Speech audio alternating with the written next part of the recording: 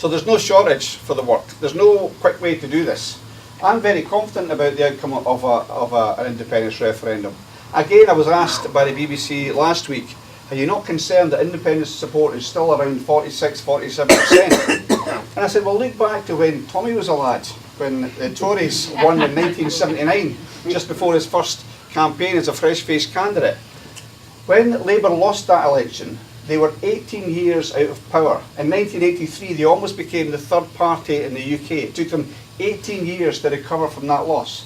When the Tories lost in 1997, it was 13 years before they got back into government, and even then it wasn't as a majority party.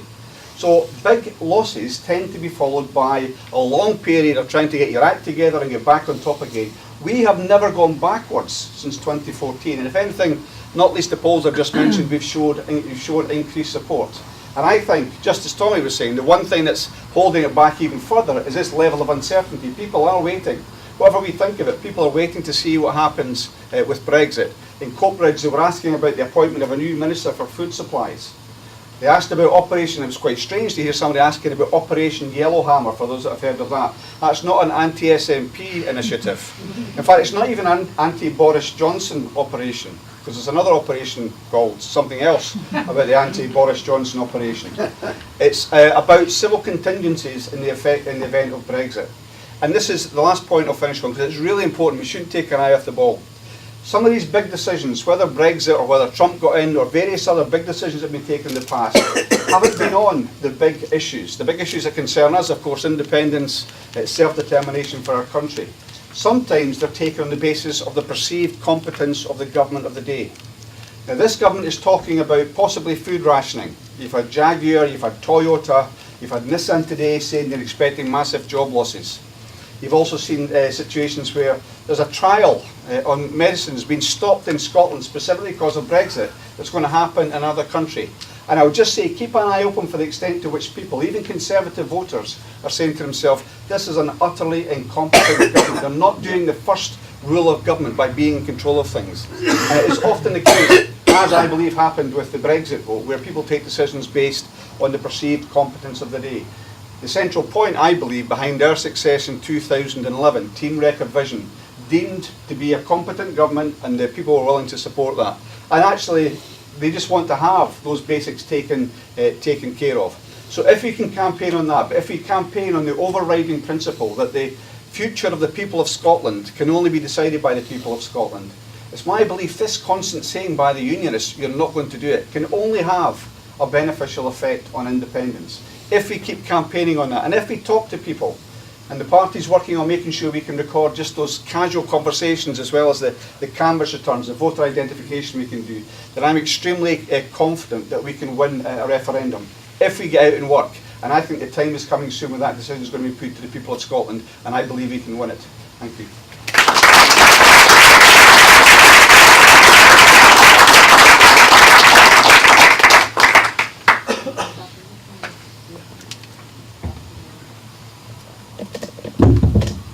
Hello.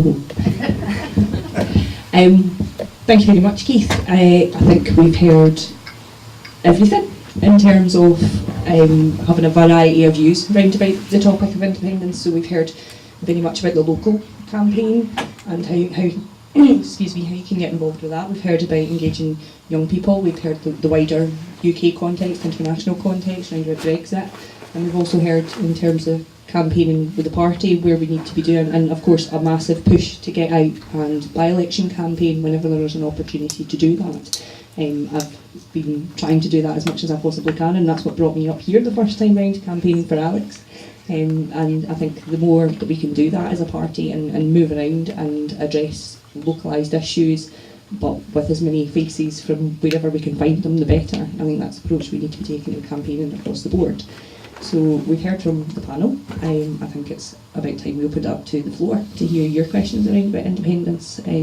So if we can just have hands in the air and we'll take some questions. Yes, sir. Adrian Stapleton, I invented the yes bikers. Thank you. Keith nice to have you here. Keith knows me well enough. I have one to raise. I mean, Leslie Riddoch, we know the name. She's made some films of the Nordic Circle.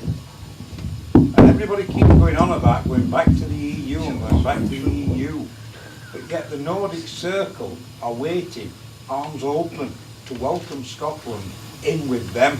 We're talking Norway, Sweden, Denmark, Faroes, Iceland, countries like that. They want us with them. Don't you think that there's that many Vikings living in this country that they'd be glad to get back to the, you know, what have you? Instead of just looking at Europe, that's another one we can open and use that as well as Europe to go forward for independence. Do you want to respond to that one? Stacey, do you want to do one at a time or do them in batches? And then Yeah, we'll take three. otherwise, it's all going to be Have we got any other hands? one question, 4 answers. I think, like the panel, I don't doubt that we can win an independence referendum from starting at 45–46%. But I suppose in my darkest moment, I'll say that we won't be given consent to have a referendum. I'm looking at what happened in Catalonia, and looking at how bad things could get post-Brexit, and the UK need to keep a hold of us. What's the tactic? How do we deal with not getting consent for a referendum? Walk out. We send in the commandos, and there's our leader. You mentioned a general election. What's the chances of that soon? Okay. So we have Nordic connections, what's the second one? Oh, consent. What do we do about consent? And potential for Westminster. So I think there's a few different points that we can touch on there. Does anybody want to have a crack at those? I'll go if you like. Nordic Council, well, two of the countries you mentioned, of course, Sweden and Denmark are members of the EU, and Norway has obviously the association through the EEA. I think you're right to suggest that it's an area that's been completely neglected by the UK government. There are vital interests that we have in terms of defence and the environment for those countries as well. But I have to be perfectly honest, I have always been very much in favour of the party being in support of membership of the EU. Now it changes, of course, depending on where we are in relation to Brexit. We have to come up with a different response depending on where we're at. But I think for one particular reason, I think, and I know it can sound a bit cliche, but you don't really often, I think, appreciate peace, the absence of war, until you're in a war. And I think that's the greatest achievement of the EU. I'm not at all blind to its faults, whether it's Poland, what they're doing just now, whether it's Hungary or Romania, and I've never been in favour of an ever closer union. That's not what I'm signing up to, but I think the EU, even if you think about parts of Scotland and elsewhere that were, and Wales and Northern England, that were deprived of regional aid under the Thatcher years, because she worked out if you just kept giving money to the Midlands, you were guaranteed to win elections. So I believe in the EU, but the party's got a decision to make, and one thing I would say as deputy leader of the party is the party membership have to have that discussion about what their preferences are in relation to the EU. I can also say in relation to the really important question that comes up all the time is what do we do? First of all, I don't have a straightforward thing we'll do, but one thing I would say is that first of all, we can't accept no. We cannot accept that if people in Scotland have now 3 mandates, if you like, from the 2016 election, from the vote in the Scottish Parliament, and don't forget Ruth Davidson explicitly said if the SNP and Greens win a vote in the Scottish Parliament for a referendum, then there should be a referendum, or words to that effect. So she's the one that's changed her mind on this. So we can't accept no.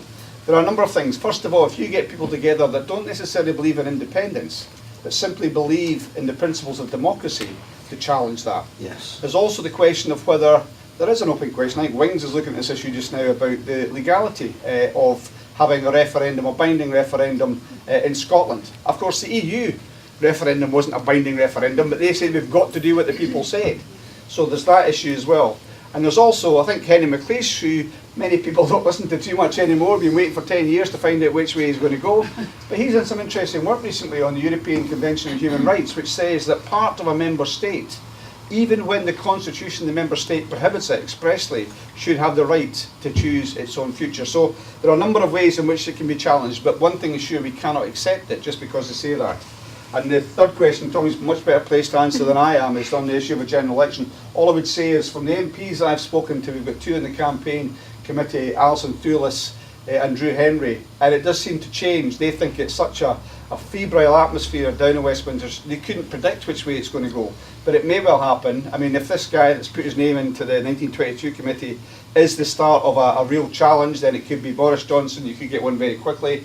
Others think perhaps March. Some people think as soon as Theresa May comes back with a bit of paper, that'll be it. The Tory party will say, no, we're not doing it, or the House of Commons will say, we're not doing it, and you're back into election. All I'm saying is, we cannot be in a position of waiting to find out what happens elsewhere. We've got to take control of it ourselves, and the best way we can do that is to campaign, as if the referendum was next week, campaign to get people across to the idea of independence.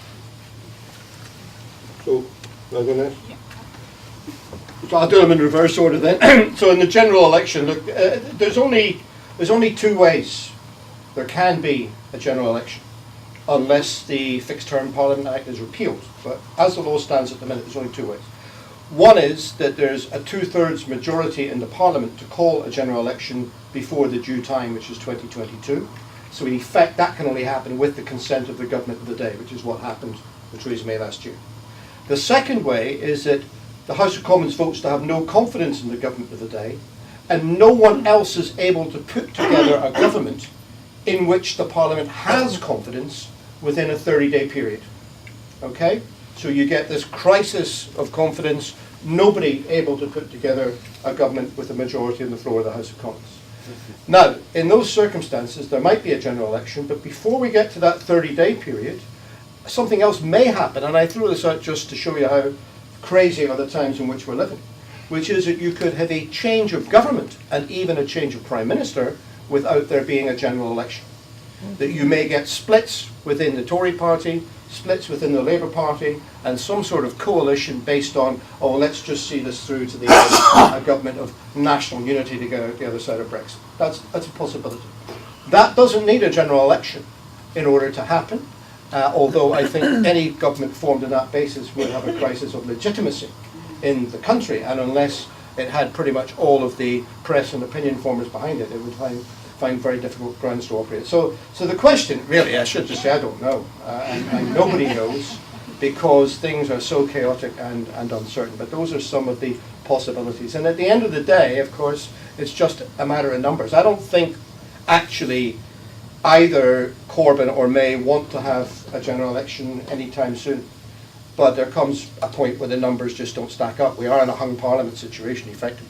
And of course, this is all depends on what the DUP do in the midst of this as well, which brings us back to the Irish border question and the Brexit deal. It's just like playing four-dimensional chess, never mind three-dimensional. So, on the consent question, what happened in 2012 with the Edinburgh Agreement that Alex Salmond and David Cameron put together, in many ways set the precedent, because it defined, with the agreement of both governments, Scotland and the United Kingdom, how a referendum should take place, and it set a legal and constitutional basis for doing so.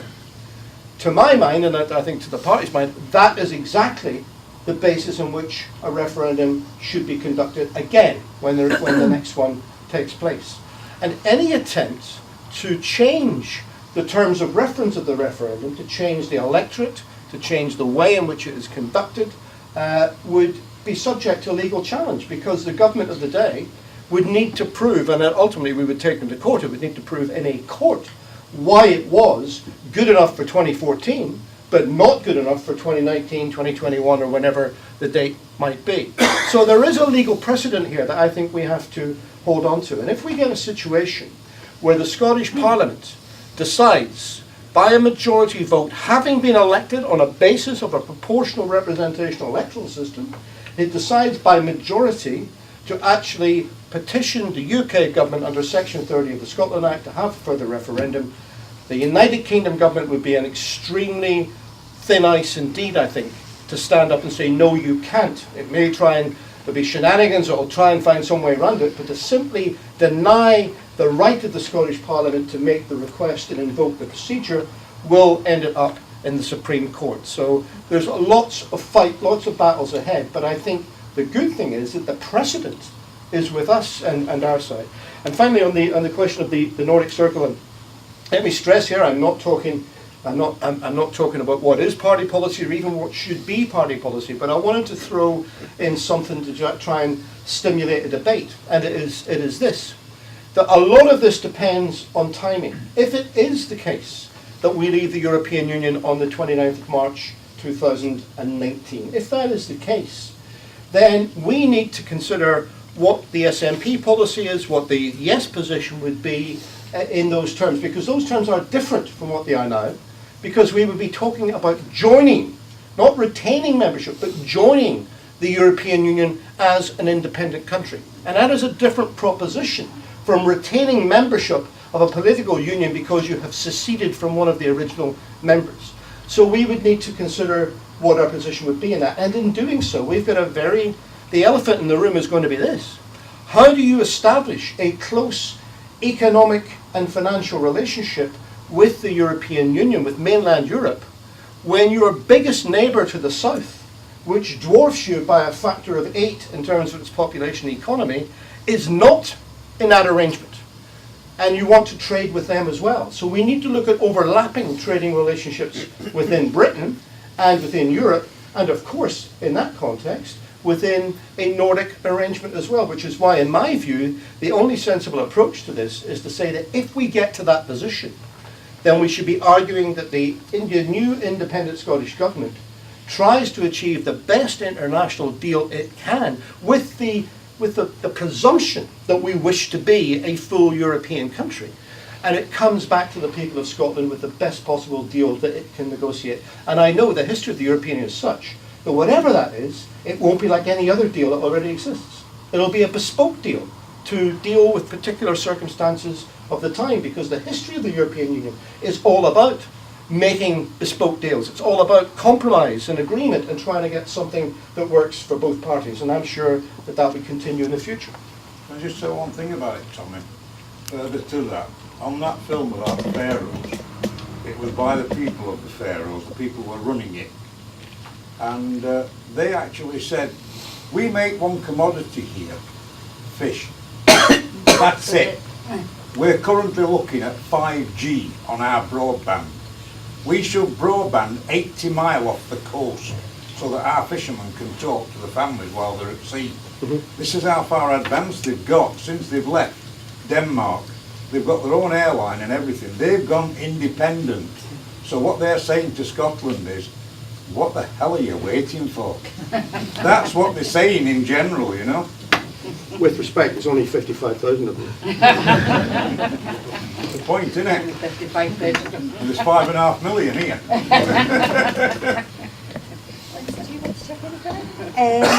Talking about the general election, if we are dragged into yet another campaign, I know that our team have maybe slight sort of campaigning fatigue, but now is not the time to to hang up your boots and say, no, I'm not doing it.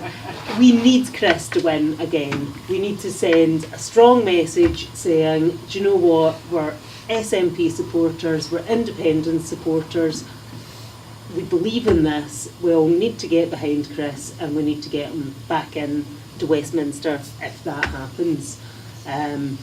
But of course you'll all already be out campaigning for Yes Pollok, so it won't be that difficult to just segue into campaigning for Chris. What was the second question? The consent. The consent. You guys have covered that. I'm not going to do that. I'm also not going to, again, these guys have covered, you know, the Nordic question far better. Well, if you've not seen the films, you wouldn't know about it well, anyway. no, that again segues into the Leslie Riddoch films. We were having our discussion at the last Yes Pollok meeting. One of the Yes teams on Twitter had suggested maybe all the Glasgow Yes teams banding together and maybe hiring the GFT. That's how we met Leslie Riddoch. We went to see it at AIM.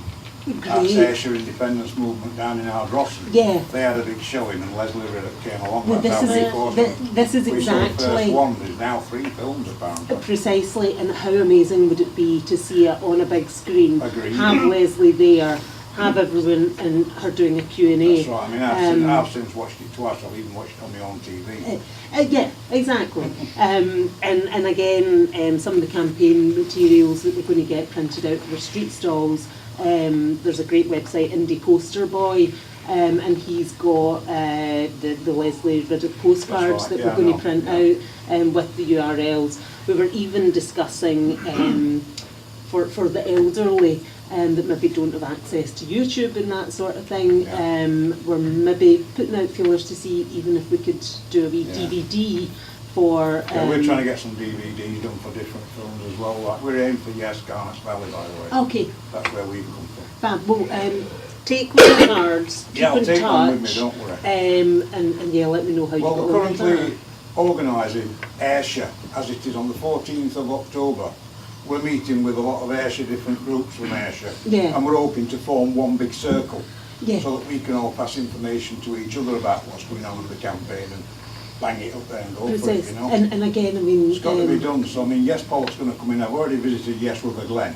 We were Yes. at their meeting a few weeks ago and they were Yeah. discussing about Buchanan Steps and all that. Yeah, But, because I they're didn't see anything really useful in that for us. no, Still they're, good though to do they're with them. very into the merchandising. Aye. Yes, rather going. I noticed. Yes. That sounds like you've got a lot of conversations. I think there's other conversations as well. You can Yeah. come down to the Yeah. gallery and get a Yeah. bit Oh yeah. going. So, Yeah, I mean, John, can respond to I think Adrian raises a very important point about, you know, involvement with Nordic countries, but of course I think it's important to note that's already happening.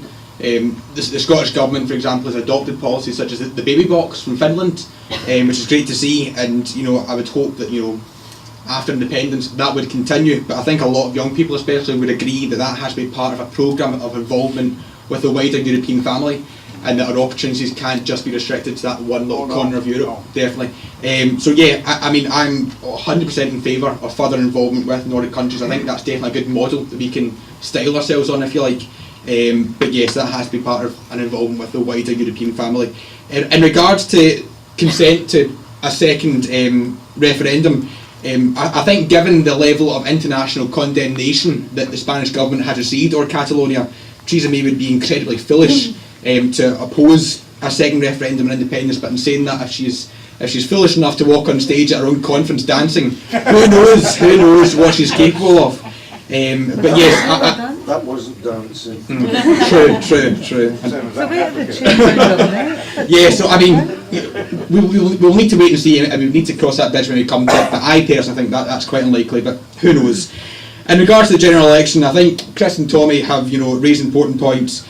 We don't know. Unless we had, you know, a crystal ball, there's no way of predicting it. But as has been said previously, it's important that we are ready for that.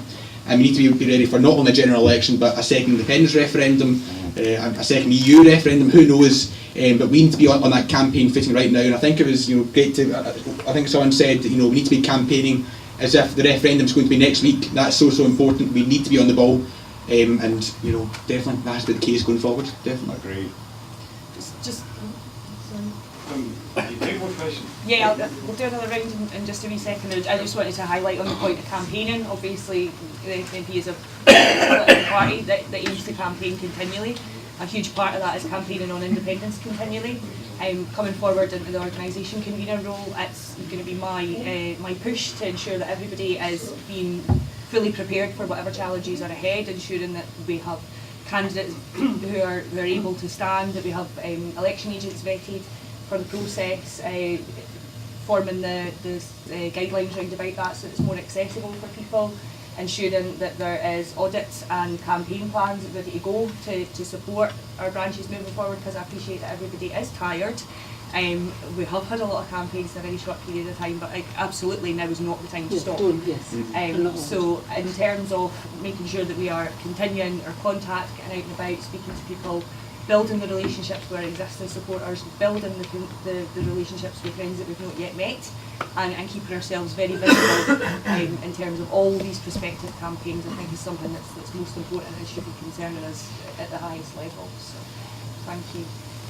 We'll take another wee round of questions, I think. We've got two gentlemen at the back there.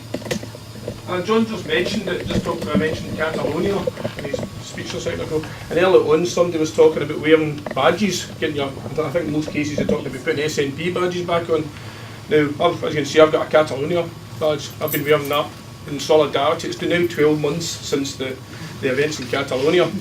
I've got a bit of a concern regarding the European Union, and I'll make this a question for both our MSP and our MP here, is we've got, basically what's happening, I'm concerned there's not enough getting done at Westminster and at Holyrood to highlight the fact we've got political prisoners. Now, a lot of folk here, including myself, want to be a part of the European Union. But whether you do or not, we've still got a situation in Western Europe where you've now got political prisoners, some of which have been in prison for 12 months without any charges to Farsil. So I want to know what Westminster or Holyrood's doing, but what's the European Union itself doing? Are they just turning a blind eye to it, which it appears that they are? But if not, if you can't do that, get your Catalonia badges back on. Never take your badges off in my I'd like to ask, if we leave the EU on the 29th of March, any subsequent Scottish independence referendum will be after that. Would the terms of reference of the previous referendum, i.e. that European citizens resident in Scotland could vote, would that apply in the next independence referendum? Hi, I should say I'm Roz, I work for Tommy and I also run his campaigns. I'm also currently on the NEC of the SNP.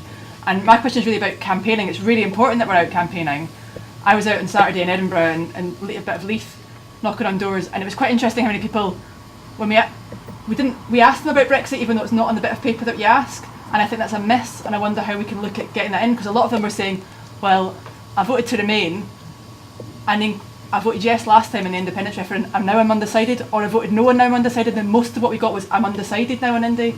But I think that had a lot to do with Europe, and I think that's a bit we're missing in our data to know what people voted in the European referendum. We never really ask about that officially. So I just wonder how we can bring that in to make sure that we get our campaigning messages right when we do come to campaign, whether it's a general election, Scottish Parliament or an Indy ref.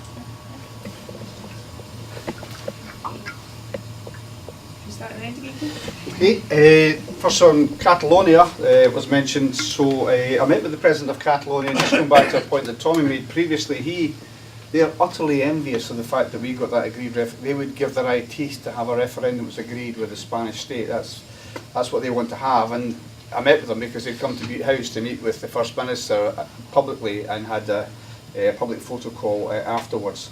There is a lot happening in Scottish Parliament. There's motions, there's questions, there's references being made to it.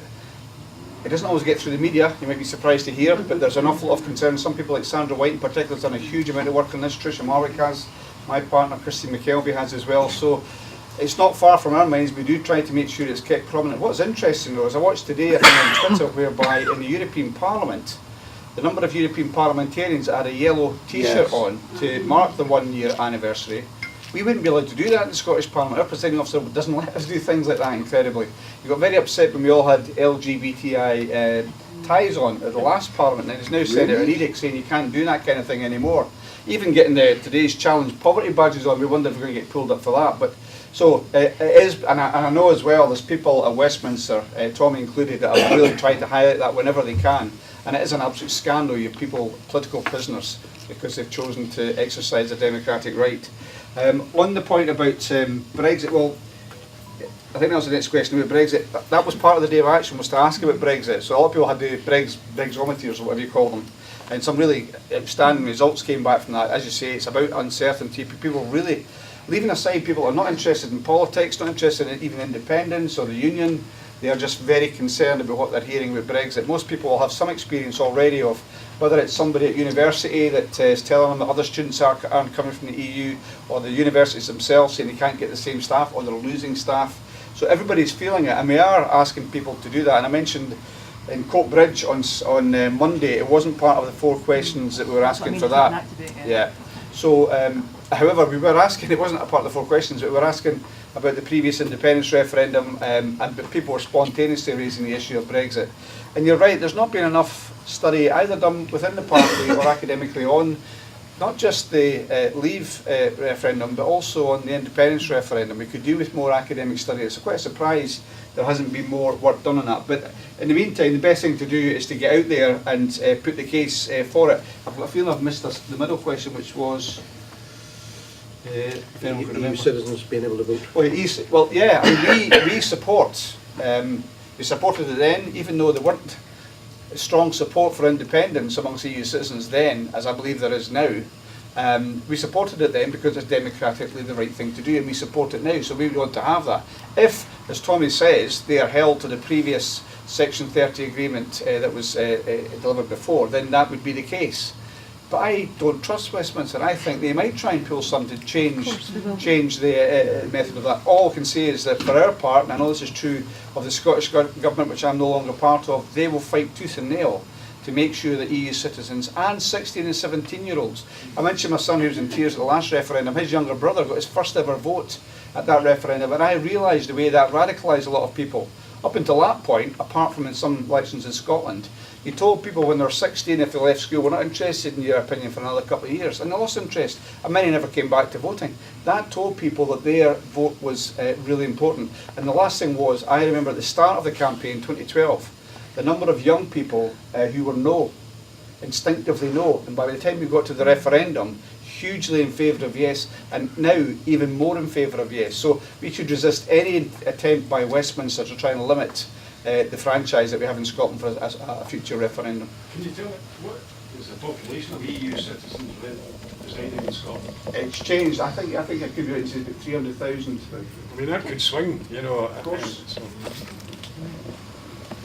So I'm of a similar mind with Keith on all of this, I think. I mean, in terms of Catalonia, I think the Scottish Parliament and government is to be commended for the statements that they've made and the solidarity that they've demonstrated within the very real limitations that they're operating within. I mean, we need to remember that one of the consequences of not being an independent country is that our government really has no authority in these matters of international diplomacy or politics. It's one of the reasons why I think we should be an independent country. I'm more concerned that when we raise these matters at Westminster, that the response of the British government and the Foreign Office in particular is lacklustre, to say the best. And one of the more disappointing aspects of this is that whilst there are many good people in the Labour Party who have been fighting for solidarity in Catalonia, there's quite a few whose position is frankly embarrassing, and they seem to regard, you know, the Catalans as some sort of upset to the international socialist project somehow.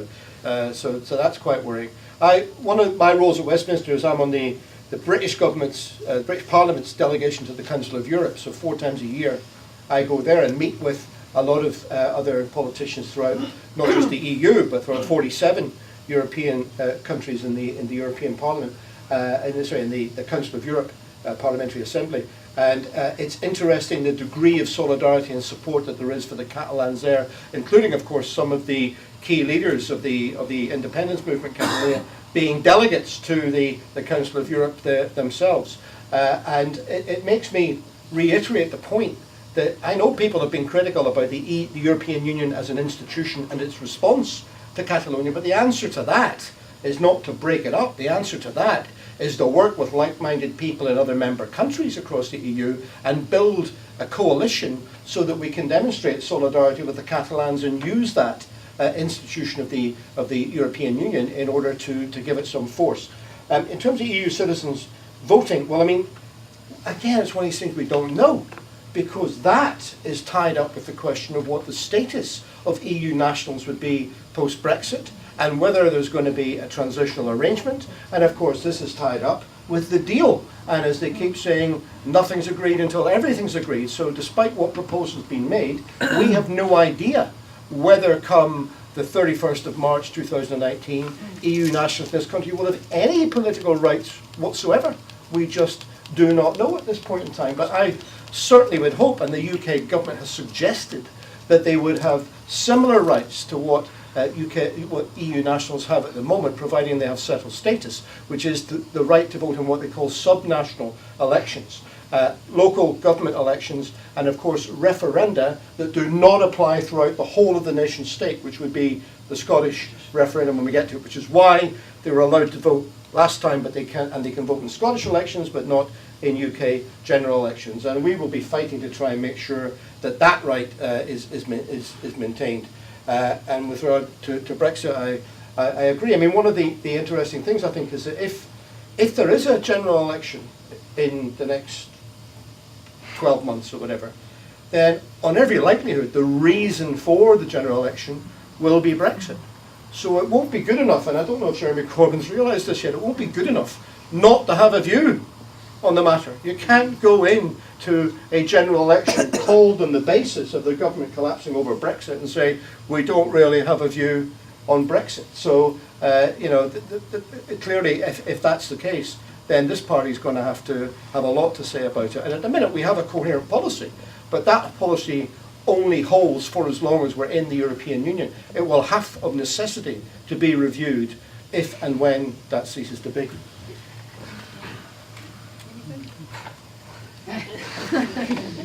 It's all right if that's the other way. Well, again, going back to our first branch meeting, the Yes Pollok one, we were talking about maybe having some canvassing sessions purely just targeting EU citizens that have decided to call Scotland their home, and getting their feedback. How would they vote? Were we to have another referendum soon?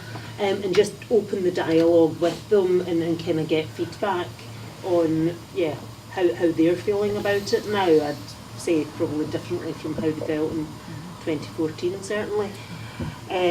Also, our councillor David MacDonald is heavily involved with SNP Friends of Catalonia. So if you're involved in helping out, certainly get in touch with him and show your support. Yeah, so I mean, on the question of Catalonia, first of all, I think I'd like to echo, you know, the work that's been done by individual parliamentarians, including my own MSP Sandra White, has been absolutely outstanding. It's so great to see individual parliamentarians standing up for democracy as a concept throughout Europe. As well, obviously, you know, there was recent pictures of parliamentarians within the European Parliament wearing the yellow T-shirts. I am totally in favour of more of that happening in the Scottish Parliament, so who knows, that may come in years to come. But I think in regards to the involvement of the European Union as an institution, we do need to be quite careful, because I'm personally not in favour of the European Union going into a country and telling it how to conduct its own business. I think that the EU has definitely got a role to play in facilitating the negotiations, bringing the two sides together to discuss matters, but I think going in there and telling the Spanish government what to do isn't maybe the best way forward. In saying that though, if the Spanish government continues to act in the way it does, then yes, I think it's an option that has to be explored, and I think the EU perhaps does need to step in, but of course circumstances would dictate that. In regards to EU citizens voting, I think it's an absolute disgrace that, you know, there is such a high level of uncertainty over whether or not EU citizens will have political rights going forward. I can't imagine what it would be like being an EU citizen in this country who has worked hard for decades, and then being told that your opinion might not matter in a year or 2 years' time. So I think in response to that, the Scottish Government, the SNP, has to take a strong stand and say, in any referendum that we call and that we hold, your voice will be listened to. We respect what you believe, and we thank you for what you've contributed to Scotland for the duration of the time that you've been here. And I think it's really important that we provide that kind of security as soon as possible. In regards to the changes to canvassing sheets, obviously, as you'll know, the questions that we currently have on canvassing sheets, you know, have been developed through the use of various kind of sources of evidence, but it's also important to note that happened years ago, and circumstances have dramatically changed since then. So I would definitely be open to the possibility of, you know, having some kind of Brexit-related question included in canvassing sheets, because, as has been noted previously, it is the issue that a lot of people want to know about now. It's an issue that a lot of people have an opinion on, and we need to understand that. We have a great resource just now with, you know, the Activate system and with our amazing team of local activists, and I think using them to gather that information is ultimately going to improve our argument going into the next referendum. I think the main policy EU issues have been really well addressed by people who know much better on that than me, but I'll come to Ross's point around about the campaigning materials and the Brexit question. It's incredibly important that we're capturing that information and have somewhere to put it. I totally agree with you. In terms of doing that, there are facilities within Activate where you can create questionnaires and have your own questions in it. Keith's mentioned the Brexitometers, which are great, but that does rely on people interacting with you rather than you directly going to the doors and asking questions of people themselves. It comes back into the conversation about localised, specific campaigning materials, days of action, any number, a running gamut of things. But yes, getting the data, capturing it, having it in a format that we can utilise and analyse and interrogate is incredibly important. I'm not yet in role, so in terms of what we can actually do logistically to enable that, I don't have a position for that right now, but I think it's definitely a conversation that's worth opening up, and as John says, looking at how the questions that we currently have sit within the present climate and what we can do as a party and as an organisation to update and upgrade that. Thank you. Have we got any more questions? I think we've got room for a couple of quick ones. Yeah. One of the things that keeps seeming to come up is media. Obviously we saw at the last referendum the influence that the media had on those final couple of days with the vow. Obviously since then, media coverage of SNP and Scottish Government initiatives hasn't always been positive, to say the least. What can we do as a party to move that on and improve that relationship with the press to get out the positive message rather than the SNP bad? Well, going back to my speech, Independence Live, we need to make our own media and we need to make our voice heard, and we really don't have... Broadcasting Scotland as well. Yeah. They're non-impartial like the BBC is supposed to be. Exactly, because we don't have a hope in hell of ever changing the BBC to be the impartial... Well, it's in their name, innit? Broadcasting. BBC. So come along to our live stream event, get involved, become the media, and we are the media. We are, and don't rely on the traditional sources, and get the message out there, and support the ones like the National that are on our side, and that's, to my mind, how we do it. Just to let you know, the Sunday National's been released. There's a launch party in the S-Bar on Sunday night. Yeah. Which is handy. That's logical, isn't it, really? Back up Lindsay's point around about be the media, it's really important that we are out there tackling people's negative views. Through some of the training that I've done to date, one of the strands is around about building relationships, and a wee thing I like to refer to as was like us, because we're the people that speak to people in Tesco's, in the doorsteps, at the library, at the school gates. People are much more likely to trust and be influenced by people that they know, and while the media will never be able to stand up to the money that they've got, the influence that they've got, and the agenda that we've got, we can win the hearts and minds of people when we're interacting with them face to face. That is something that we need to maintain and continue to do at every given opportunity. That's why it's keep your badges on, be out and be proud, maintain that was like us, be part of your community, and stand up when questions are asked. Be there to listen, very much, that's one of the most important things, listen to those concerns that folk are bringing towards you, but also make sure that you're putting your voice out there, whether it's on the doors or informally, however it is that comes across. We're never going to fight against that, but we need to set our own agenda, and that's where we as a mass membership organisation are at our best. Can I go back to the Catalonian issue? We got an artist to paint this, sold it on Thursday to raise £3,000 for the Catalan political prisoners, and we have loads of these. And also this young gentleman here went over to Catalan and did lots of, at his own expense, and did lots of private work. And he's going back again. And he's going back again, but that's because he's fallen in love with it.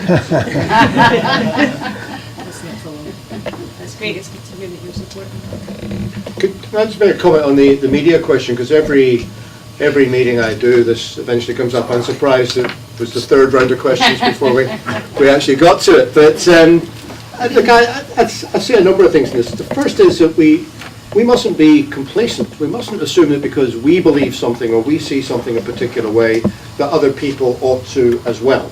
So there is still an awful lot that we need to do in terms of explaining our case, providing factual information for it, and backing it up with hard evidence and arguments. So, you know, there's no, sometimes I sense there's a tendency to feel, oh, they're all against us, therefore what's the point? Actually, you can make dents in it if you are effective and if you work together and you organise. That's why we should never ever let them away with anything, no matter what the slightest inaccuracy is about what the SNP or the Yes movement has said. It should be challenged, and it should be somebody's job to challenge it. And that means we need more capability, I think, as a movement in terms of rebutting a lot of the nonsense that's said about us. To put it this way, it needs to be somebody's job to listen to Call K every morning and to ring up, right, when they hear something that's said.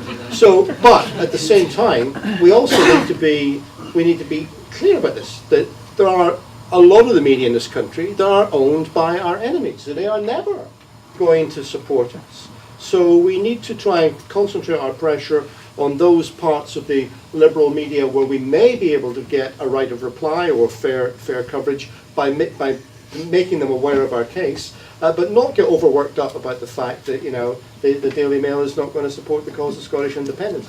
I say a different thing when it comes to the BBC, because the BBC is a public broadcaster that is legally meant to be able to reflect all of the views in the country. And the BBC's problem is that it sees everything from the perspective of the current constitutional establishment in Britain. Therefore, anything which opposes that is seen as an insurgent, is seen as something which is challenging it. So it is not. So it's presented as establishment and insurgent, rather than two equally legitimate and competing views about the future. And we need to, I think, put pressure on the BBC, and we are doing it at all levels, to make sure that they fulfil their public service mandate. And my view is this, that short of independence, we also should be campaigning for more powers in the Scottish Parliament, and one of the powers that we should seek is control over broadcasting. We do indeed have control over the print media, but not over broadcasting. And by that, I don't mean that we should, you know, appoint the Director General of BBC Scotland to control the BBC. I mean that we control Ofcom in Scotland, and we set the terms for public service broadcasting in Scotland.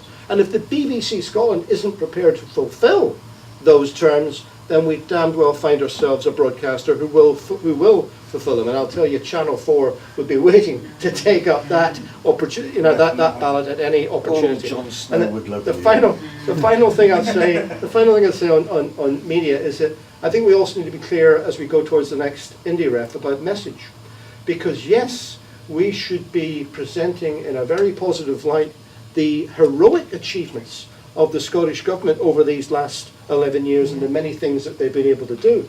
But we should also remind people that the legislative and financial framework within which they've done that is controlled in London. So if they can do this with one arm strapped behind the back, imagine what they could do if they had the powers of a normal government to act. And therefore, what we need to be talking about is the independence deficit that there is in this country. What you miss by not being an independent country, what you're not able to do, and how the achievements of the Scottish Government would be even greater that it had the powers to do so. Well, I was just going to say, I think one of the points that Tommy started to make there, I think is very important, that we don't allow ourselves to become, if you like, overwhelmed. I realise the frustrations there is with the media, but again, going back to when I first started, it wasn't exactly a golden era of support for the SNP back in 1984. You couldn't get any coverage whatsoever, and I think what's been transformative is social media. Now, social media is a double-edged sword, and it can be a pretty nasty place. I'm the first to admit that. But one reason why it's denigrated so much by our opponents is because they know the power of it. And if you look at the flourishing, whether it's broadcasting Scotland, various other things which have happened since the referendum, that I think is our strength. And if it was so powerful, how did we win in 2007? How did we get an outright majority in 2011? How have we now again become 3 times in a row the government in Scotland? How did we get 56 and then 35 MPs? So do not feel overwhelmed by it. We can overcome that bias, and it is there because the Daily Mail was mentioned. I remember when I was a junior minister for education, we did a thing through here in Glasgow about behaviour in the classroom. There was something like 300 different indicators of behaviour. It's a very big study done every 3 years. 200 and 80 were positive, some were where they were before, and 1 was negative. The one that was negative was teachers were noticing more kids in the classroom were quiet, which is quite a concern for teachers. 1 negative, 280 plus positive. The Daily Mail headline, the next day, front page, banner headline, chaos in the classrooms. Now, for the last 10 years, you've had nothing but SNP accused, Salmond accused, Sturgeon accused, SNP bad, all the rest of it. And yet we're still winning elections, and we got 45% in an independence referendum. So it's really important to realise they're not in control of all this. We can overcome it. And one of the things somebody, I think, I forget the name of the guy, the Chinese guy who's an expert on warfare, said the war is always one in somebody's minds. If they can convince you that it's hopeless because all the media barons that Tommy's talked about are against you, then they're halfway to victory. If they're not, we can win, even with the media we've got. There is more to be done. Tommy's right, we have to have the right information. On the issue of rebuttal now, after having become deputy leader, I've set up this fact-checking unit within the party. It's not a huge operation, it can't respond to everything, but I think perhaps the most remarkable rebuttal machine I've ever seen is the Yes movement on social media. It is incredible. The way that when things are said which are clearly preposterous, people wade into that. But do it positively. People are looking at us to see what kind of independent Scotland are we holding out for. So engage with respect, you know, and the point that was made before by Stacey, listen to what people have to say, even when you don't agree with them. Listen to what, it's the only way you're going to get people to come from no to yes. I know it's difficult sometimes, it can be very provocative, but we don't win by coming down to the level of some people on social media. But we can win with the media we've got, and of course we can always work to improve the media that we've got. Yeah, I think the only other thing I'd like to add in regards to the media, obviously it's been clearly said that, you know, the media in this country, especially the BBC, is not our friend, and I think therefore, you know, we need to perhaps take a different approach to it. We need to be directly engaging with voters face to face and putting forward our case that way. I'd also like to stress as well, however, I think Keith kind of made reference to this a wee bit as well, over the past kind of year or so, the attitude of some people within the Yes movement towards the BBC has moved beyond criticism and has become in many ways a wee bit dangerous actually. So I think in regards to that, yes, we need to kind of separate ourselves from the BBC, let them say what they want to say, but and counter that, but at the same time do something completely different and actually directly engage with voters on the doorsteps, in our local communities, on the streets, at school gates, and because that is ultimately the way to win hearts and minds. So yes, and I think as well the use of social media is really great as well. If we can utilise that more effectively in the future as well, that again is a way to properly engage with, you know, your friends and family. You know, some of you might have, you know, 50, 100, 200, 250 friends on Facebook. That's a small, many more for you. Come on. For many of you, that's a small group of people who you can engage with directly. You know, that might be friends, family, colleagues. You can put that case forward to them directly and help to turn them around to our case, if you like. So I think that's definitely the way to go forward in regards to the media. I think we've maybe got room for one Can I more. just make a point on the BBC? You can also not pay your TV licence fee. Not that I'm endorsing any sort of give it to Broadcasting Scotland. One question, last question. You mentioned AUB. Where are you speaking? Because as far as I'm aware, we're being banned from Holyrood Park. Yeah, it's okay. We've dealt with that. Well, I can say, again, this goes back to social media. The truth of it is, it was always a case it was possible to address the rally. It was to be done from next to the Parliament. That was to be some further discussion because of the increasing size of numbers as to whether you go to the other side of the Parliament, which is where the historic environment Scotland. But my understanding, and yours, because Tommy and I are both speaking at it, is that you'll march right down the Royal Mile through the Parliament, through Horsewind, and that's where people will be addressed at that point there. But that's not big enough. Well, we don't know if it's big enough yet, but I can take, I think, in excess of 10,000 people. It's where most demonstrations outside the Parliament have taken place. If it's too big, if there's too many people there, then the police have said they will move to a different location. Yeah. And how can you move a stage? The police have said they'll move us to a new location. They also said they have no problem with that. And what people are doing is, so far there are 289 picnics going on in the big part. Egg and spoon And race. HES have said that they can't stop picnics. So you might be talking at a picnic, both of you. Welly chucking, egg and spoon race. Yep. I'll speak wherever I'm put. I think you might find there'll be more than 10,000 there.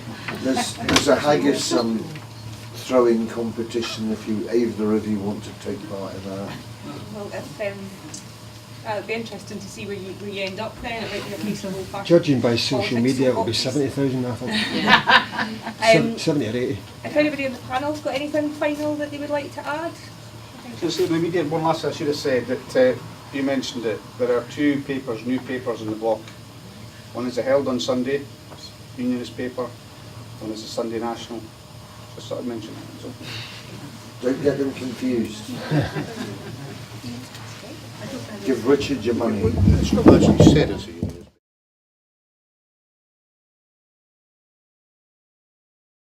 Independence.